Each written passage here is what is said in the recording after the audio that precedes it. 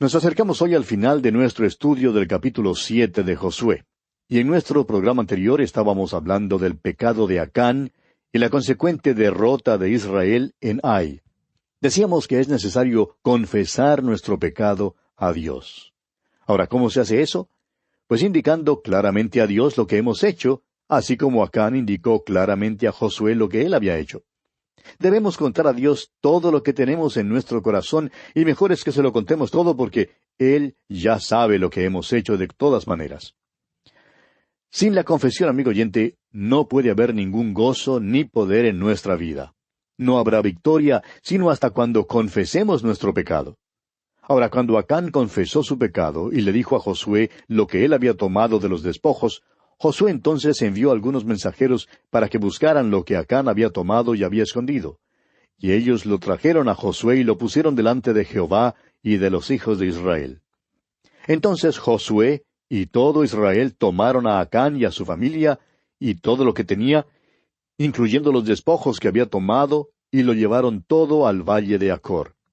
Ahora los versículos finales, los versículos 25 y 26 de este capítulo 7 de Josué, nos dicen: Y le dijo Josué, ¿por qué nos has turbado? Túrbete Jehová en este día. Y todos los israelitas los apedrearon, y los quemaron después de apedrearlos. Y levantaron sobre él un gran montón de piedras que permanece hasta hoy. Y Jehová se volvió del ardor de su ira, y por esto aquel lugar se llama el Valle de Acor, hasta hoy. Esta es una situación seria, y el apóstol Pablo pone énfasis sobre ella para los creyentes en el Nuevo Testamento. Dice él en su carta a los Romanos capítulo 8 versículo 13, «Porque si vivís conforme a la carne, moriréis. Mas si por el Espíritu hacéis morir las obras de la carne, viviréis». Hay muchos cristianos que en realidad no viven. Hay santos miserables que no juzgan el pecado en sus vidas. El apóstol Pablo nos dice en su primera carta a los Corintios capítulo 4 versículos 3 y 4, «Yo en muy poco tengo el ser juzgado por vosotros o por tribunal humano, y ni aun yo me juzgo a mí mismo, porque aunque de nada tengo mala conciencia, no por eso soy justificado, pero el que me juzga es el Señor». Amigo oyente, si pudiéramos juzgarnos y confesar nuestros pecados, entonces Dios no tendría que intervenir para juzgarnos. Su juicio a veces es muy serio. Yo sé que esto es verdad porque he experimentado el juicio de Dios en mi propia vida. Dios juzgará su pecado, amigo oyente. Usted puede quejarse todo lo que quiera, pero de nada le servirá lloriquear y echar polvo sobre su cabeza como lo hizo Josué. Dios quiere que venga a Él y que le confiese su pecado y que se ponga en comunión con Él. Entonces usted experimentará la libertad y el gozo del Señor. En la carta del apóstol Pablo a los Colosenses, capítulo 3, versículo 5, se nos manda: «Haced morir, pues, lo terrenal en vosotros, fornicación, impureza, pasiones desordenadas, malos deseos y avaricia, que es idolatría». ¿Cuál es el pecado suyo hoy en día, amigo oyente? Acuda a Dios y confiéselo. La confesión significa que usted definitivamente juzga el problema. También quiere decir que se aparta de ese pecado. El mismo apóstol Pablo, escribiendo a Tito en el capítulo 3 de esa carta, versículo 5, dice: «Nos salvó no por obras de justicia que nosotros hubiéramos hecho, sino por su misericordia, por el lavamiento de la regeneración y por la renovación en el Espíritu Santo». Amigo oyente, Dios quiere que nos lleguemos a Él. Quiere que nuestras vidas sean limpiadas a fin de que tengamos comunión con Él. Y bien, así concluye nuestro estudio del capítulo 7 de Josué. Llegamos ahora al capítulo 8. En este capítulo, Dios fortalece a Josué. Encontramos también la estrategia por la cual Ai fue tomada. El rey de Ai es colgado. Josué edifica un altar, escribe la ley sobre piedras y lee las bendiciones y las maldiciones.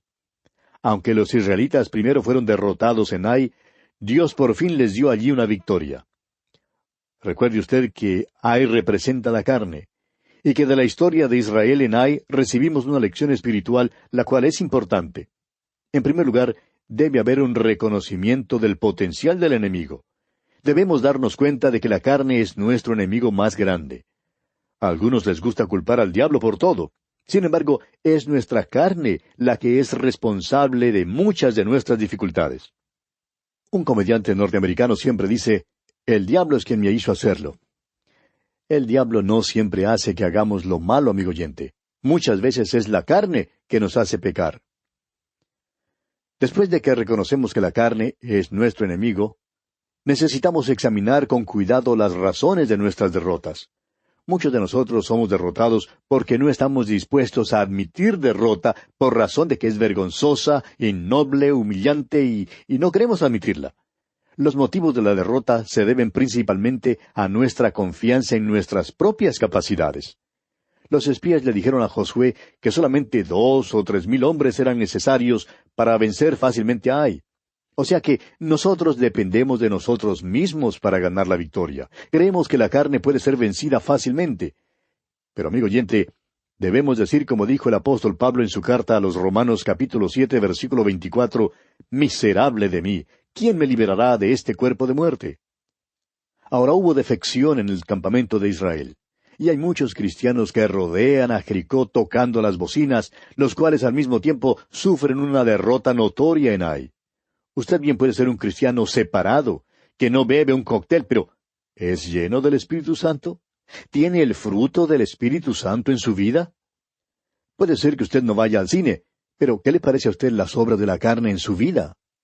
Usted tal vez no fumará cigarrillos, pero ¿qué le parece aquel fuego de celos, de envidia, de contienda y de división que tiene en la punta de su lengua? Usted quizá no se pinta, pero ¿mancha usted sus labios con chismes? Todo cristiano debe reconocer que es un santo falso, el cual vive una vida fingida. Yo sé que el hablar así de esta manera no es popular. La profecía sí es popular, y también el hablar de cuán buenos somos. Esto nos gusta mucho, pero amigo oyente, necesitamos enfrentar los hechos. Debemos reconocer por qué es que somos derrotados por el enemigo. Necesitamos ser conocedores de las fuentes que Dios nos provee, las cuales nos ayudarán a vencer al enemigo. Hay una batalla que librar. El apóstol Pablo dice en su carta a los Gálatas capítulo 5 versículo 17, «Porque el deseo de la carne es contra el espíritu, y el del espíritu es contra la carne, y estos se oponen entre sí, para que no hagáis lo que quisiereis». La única manera, amigo oyente, en que podemos vencer al enemigo es mediante el Espíritu de Dios. Cristo murió una muerte de juicio que fue contra nuestra naturaleza pecaminosa. Y como dice el apóstol Pablo en Gálatas 5:24, «Pero los que son de Cristo han crucificado la carne con sus pasiones y deseos». Cristo murió hace 2000 años, pero su muerte es la base por la cual podemos derrotar la carne. Solo se puede lograr mediante el poder del Espíritu Santo. Comencemos, pues, nuestro estudio leyendo los primeros 2 versículos de este capítulo 8 de Josué. Jehová dijo a Josué, «No temas ni desmayes. Toma contigo toda la gente de guerra, y levántate y sube a Ai. Mira, yo he entregado en tu mano al rey de Ai, a su pueblo, a su ciudad y a su tierra. Y harás a Ai y a su rey, como hiciste a Jericó y a su rey. Solo que sus despojos y sus bestias tomaréis para vosotros. Pondrás, pues, emboscadas a la ciudad detrás de ella». El pecado de Israel había sido juzgado por la muerte de Acán. Hecho esto, el Señor restauró su favor, y estaba listo ahora para guiar a Josué y a los israelitas a una victoria sobre Ai. Dios dio instrucciones claras y precisas cuando los israelitas atacaron a Jericó para que no tomaran ningún despojo.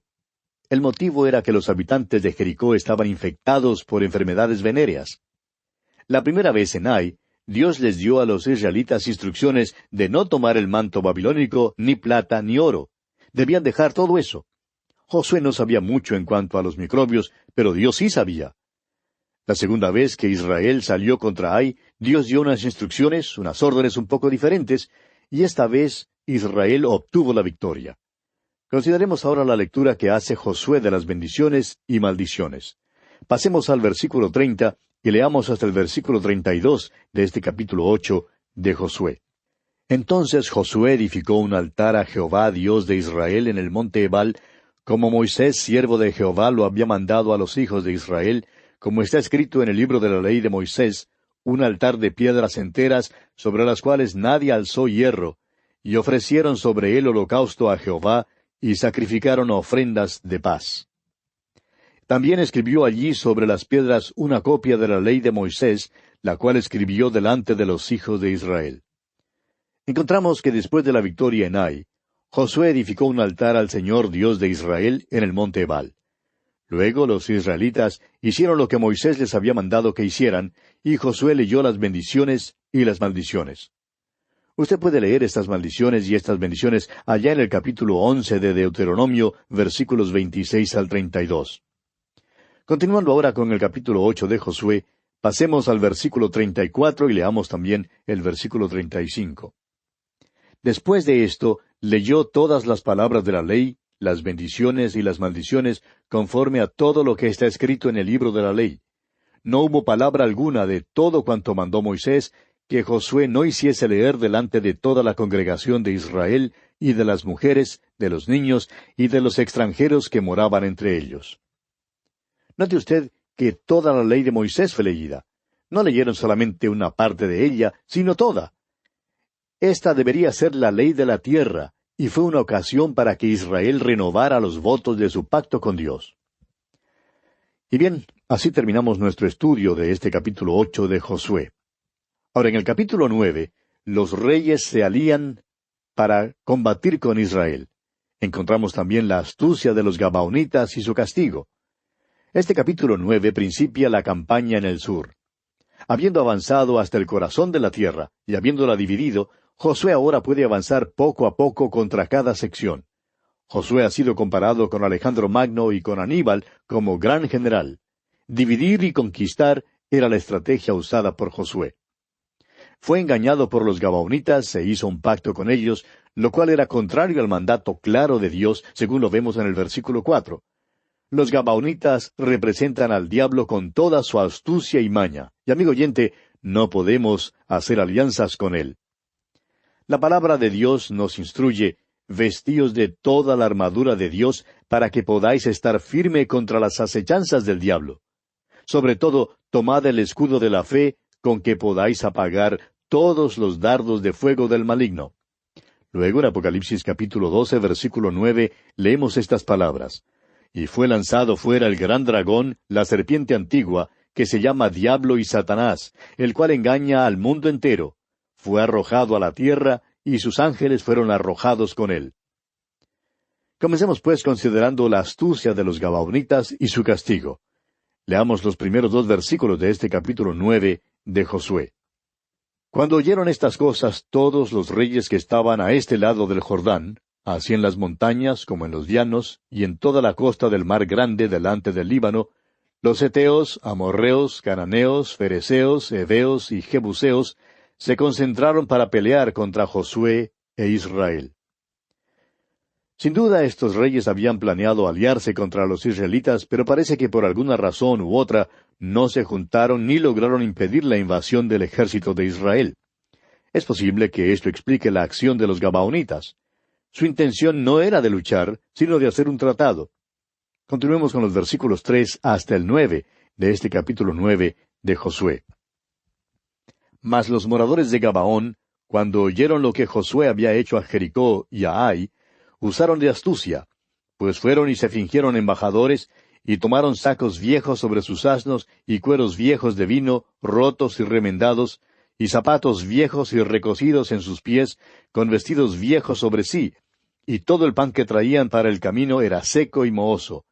Y vinieron a Josué al campamento en Gilgal, y le dijeron a él y a los de Israel, Nosotros venimos de tierra muy lejana, haced pues ahora alianza con nosotros. Y los de Israel respondieron a los heveos, Quizás habitáis en medio de nosotros, ¿cómo pues podremos hacer alianza con vosotros? Ellos respondieron a Josué, Nosotros somos tus siervos. Y Josué les dijo, ¿Quiénes sois vosotros y de dónde venís? Y ellos respondieron, Tus siervos han venido de tierra muy lejana, por causa del nombre de Jehová tu Dios, porque hemos oído su fama y todo lo que hizo en Egipto. Los gabaonitas eran muy astutos. Pretendieron ser agentes diplomáticos de un país lejano, cuando el hecho era que vivían solamente a unos pocos kilómetros de Jerusalén. Le dijeron a Josué que realmente querían adorar al Dios vivo y verdadero. Luego Hicieron notar a Josué sus vestidos viejos y sus cueros de vino ya rotos, los zapatos viejos y su pan mohoso. Todo fue un engaño, y Josué cayó en la trampa. Dios había mandado a los israelitas a destruir completamente las ciudades de los cananeos. Pero Israel no hizo esto. Dios también había mandado a los israelitas que no hicieran ningún tratado con los moradores de la tierra. Y así, por desobediencia, Josué firmó la paz con los gabaonitas e hizo un tratado con ellos. Ni Josué ni los israelitas buscaron la voluntad de Dios antes de entrar en esta alianza. Como usted recordará, Jericó representa el mundo y es vencido mediante la fe. Ai representa la carne y es vencida reconociendo su debilidad, confesando su pecado a Dios y permitiendo que el Espíritu Santo de Dios obtenga la victoria. Ahora, los gabaonitas representan al diablo. El apóstol Pablo, en su carta a los Efesios, capítulo 6, versículos 11 y 12, nos dice cómo vencer al diablo. Dice allí, «Vestíos de toda la armadura de Dios, para que podáis estar firmes contra las acechanzas del diablo. Porque no tenemos lucha contra sangre y carne, sino contra principados, contra potestades, contra los gobernadores de las tinieblas de este siglo, contra huestes espirituales de maldad en las regiones celestes». Nuestra lucha, amigo oyente, no es contra sangre y carne, sino contra el mismo Satanás. Muchos cristianos no le reconocen. ¿Qué es lo que hace él? Pues trata de engañarle para que le siga a él. No estamos seguros de que él tenga interés en hacerle a usted un borracho o un morfinómano. Creemos que hasta le da pena a ese grupo que le pertenece a él, y que se encuentra allá en las cantinas y en los lugares pecaminosos del mundo.